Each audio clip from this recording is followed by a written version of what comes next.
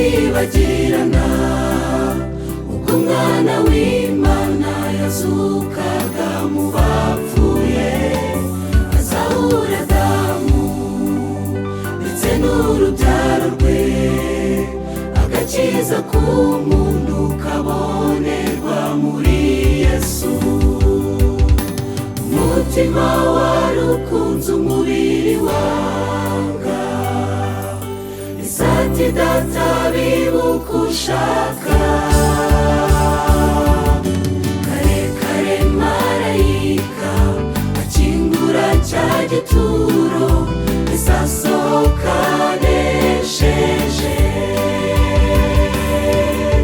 aca ingoyi za Satani yabohesheje abo mw'isi, atwunga na Data udukunda.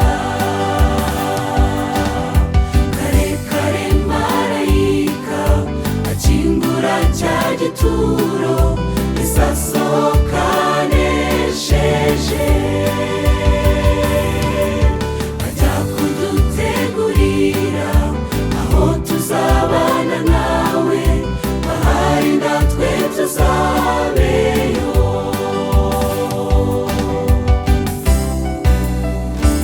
Mu gashyamba asenga, Satani yamweretse ishusho y'ibyari bigiye kumubaho byose, gucibwa mu maso, kwihakanwa nabe, gupfa ashinjwa ibyaha kandi ari umuziranenge.